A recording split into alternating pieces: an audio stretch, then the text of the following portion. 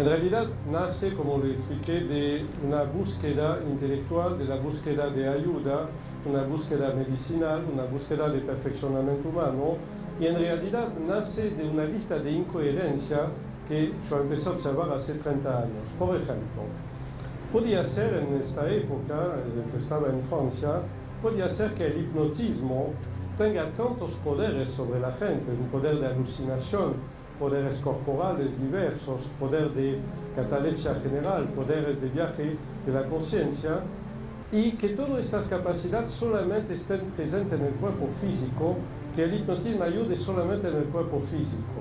A partir de esta observación, yo empecé a buscar cuáles son las otras aplicaciones del hipnotismo y descubrí que el ser humano está construido para aprender 40 veces más rápidamente. Lo demostré en Europa, toda la prensa europea, enseñando cómo manejar coach en 24 horas, cómo aprender idiomas en un mes o dos, etc.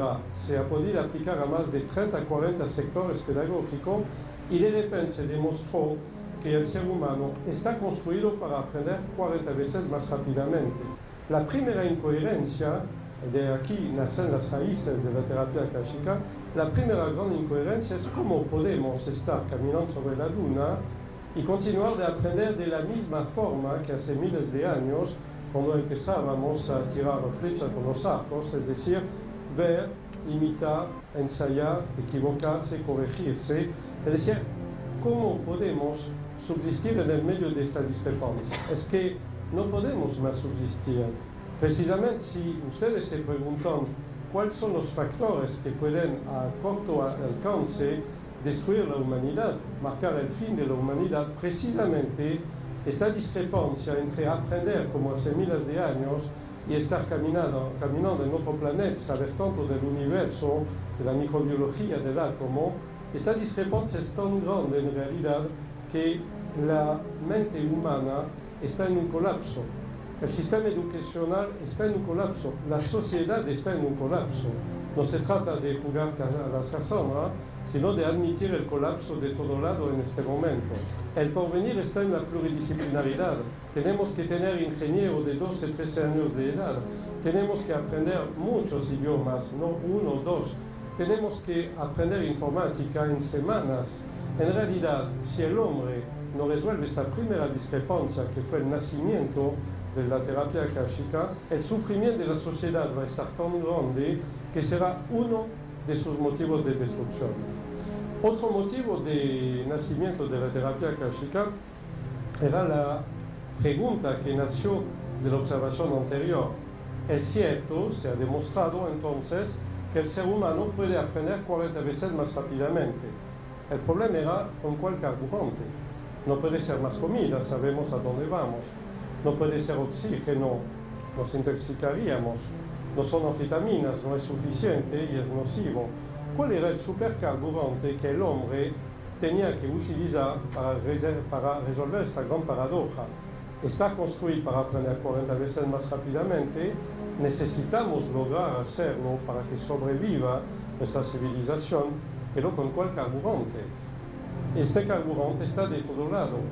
Estaba otra vez otra paradoja. Podía ser que solo la civilización occidental tan reciente, tan joven, que descubrió la gran revolución industrial, que escribió la enciclopedia con Diderot, con un criminal llamado Descartes, su cartesianismo, podía ser que esta civilización tan joven tenga razón y que una civilización tan vieja, la civilización china, hindú, tibetana, todas estas civilizaciones están equivocadas. Podía ser verdaderamente que la mitad de la humanidad hable de cosas que no existen, clave aguja de acupuntura en cosas que no son, haga creer al ser humano que existen chakra, kundalini y todas estas cosas que ciertos videntes pueden ver, y todo esté negado constantemente en forma vergonzosa con el mundo occidental. Obviamente aquí había otra paradoja, otra cosa imposible que había que resolver, y el momento de reunión de ciencia y técnica previsto por Teilhard de Chardin se acercaba. Hay un momento donde la existencia de la energía tenía que entrar en contacto con la existencia del materialismo y el ser humano empezar a reencontrar su integridad. Este fue, digamos, el segundo paso, el gran descubrimiento de la bioenergía. Yo no puedo decir descubrimiento, sería un abuso del lenguaje. Podríamos decir mejor un redescubrimiento, porque no hay ninguna gloria en ensamblar conocimiento viejo de miles de años con algunos jóvenes de algunas décadas y crear una nueva ciencia. La terapia akáshica es una ciencia de la bioenergía, es una ciencia que enseña a sus alumnos, a los que la estudian, cómo convertir todo en hecho bioenergético, descifrarlos como si fuera un código informático y encontrar las discrepancias. Este fue el segundo acto de nacimiento de la terapia akáshica y se dan cuenta ustedes porque digo que nace de paradojas, nace de anomalías. Otra anomalía que probablemente, supongo, me lo van a preguntar cuando hablaremos un poco más del libro de 2012, otra gran anomalía es en realidad, ¿podría una civilización como la civilización maya tener tantos conocimientos científicos, médicos de avanzada, poder tener una capacidad de viaje en otras dimensiones tan extraordinario, y hay que saber un poco más de lo que es el mundo maya, un adelante tecnológico tan extraordinario como las calaveras de cristales que nos costaría en este momento un año de tecnología para poder ser fabricada, mientras que en esta época se calculó que debiera haber costado 300 años de mano de obra para poder ser realizado. En realidad, estas calaveras descubiertas han demostrado un adelante científico totalmente inexplicable. No quiero hablar de la teoría extraterrestre, pero sí que existan o no los extraterrestres no es el problema. De todo modo, su estructura también está en los registros akáshicos, y si su ciencia tal vez está más avanzada que la nuestra, si ellos existen, entonces su ciencia de todo modo proviene también de los registros akáshicos. Había que preocuparse leyendo las predicciones del mundo maya, un mundo que ha podido prever el fin de la glaciación de un cierto modo, la presencia de un eclipse en una fecha rigurosamente exacta, la visita del Dalai Lama y hasta la apertura de la tumba de Pascal Boton con un año de precisión, con 1200 años de diferencia. Esta es una civilización que ha utilizado conocimiento de otras dimensiones. Y aquí era la otra paradoja. Podemos verdaderamente creer que nuestro mundo es tridimensional. Tenemos derecho de dejarnos encerrar en un cubo con 5 sentidos solamente. El mundo de la biología y la neurofisiología, tenemos derecho a sentirnos tan encerrados. No hay algo de nosotros que está en contacto con el universo.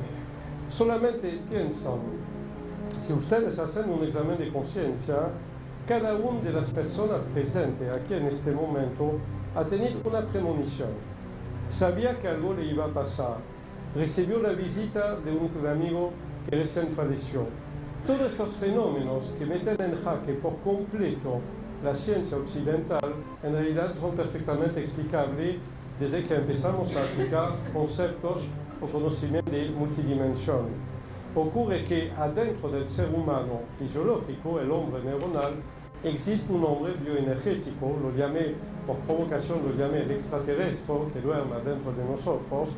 Todos nosotros tenemos otro ser invisible, energético, de una potencia infinitesimal, pero de tan gran longitud de onda que puede estar en contacto con todo el universo en milésimo de segundo. Este es el ser bioenergético.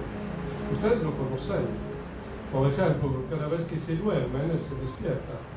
Cada vez que ustedes se despiertan a la mañana, él regresa a dormirse porque no es compatible su conciencia con la nuestra. Para darle una idea, si la energía que mueve nuestro cuerpo neuronal, el cuerpo material tridimensional, ocuparía toda esta pieza, la energía de un ser bioenergético solamente es un hilo, un cabello que pasaría en el medio de esta pieza. Por solamente son energías incompatibles. Pero si ustedes se preguntan qué es el genio del ser humano, qué son los poderes parapsíquicos, los CD, todos estos poderes de la supraconciencia, todo lo que exista de maravilloso, solamente la inteligencia, solo la inteligencia en su máxima expresión, no podrían nunca explicarla con el mundo tridimensional. Solamente llegan a explicarla gracias al hombre bioenergético. Bienvenido al hombre bioenergético. Entonces, seguramente algunos de vosotros van a preguntar, ¿y a dónde nos lleva este?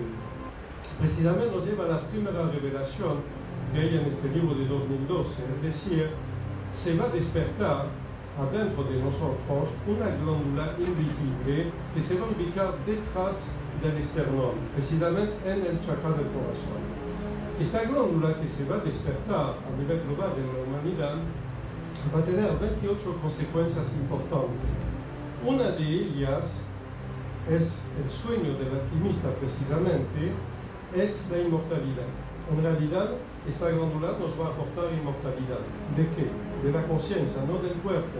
Es una falacia total de soñar la inmortalidad del cuerpo, no es necesaria. Si el hombre aprende a desencarnarse con memoria, que lleva a conducir todas sus memorias de experiencia, de conocimiento superior, hasta su próxima reencarnación, se va a transformar en niño de las estrellas, en pequeño Buda, en reencarnación viviente, y aquí empiezan a atar cabos. Las personas que nacen con memoria de vida pasada son los niños que acabo de indicar. La meta, la más importante de nuestra vida en este planeta, es prepararnos a morir, pero no en forma digna, como un samurái, por ejemplo, sino en forma inteligente, como un hombre akáshico. Tenemos que desarrollar nuestra conciencia akáshica, tenemos que permitir a esta glándula de desarrollarse por completo y veremos aparecer 28 poderes, 28 capacidades. Una de ellas, cuando habrán despertado su conciencia akáshica, va a ser precisamente la inmortalidad de la conciencia, es decir, transmigrar con memoria, en lugar de reempezar desde cero a cada nacimiento, pareciendo hacer borrón y cuenta nueva a cada reincorporación en un nuevo cuerpito. En realidad, la conciencia humana es hecha para ser eterna y no es filosofía, es tecnología. Como me lo preguntaba siempre Víctor Larrey en su momento, cuando estaba columnista con él, se aprende. Precisamente, el ser humano puede aprender la eternidad, es solamente una tecnología. Personalmente, estaría sentado en el lugar suyo, estaría contento que alguien pueda decirme que somos inmortales, porque ya lo sabíamos, pero que se aprenda el método para poder serlo de verdad. Y precisamente está en este libro, y sobre todo la guía práctica que lo sigue, que es una guía operativa sobre cómo lograr, cómo hacerlo. Una pregunta también que deberían hacerse o hacerme, ¿qué pasará si rehusamos el desarrollo de esta glándula?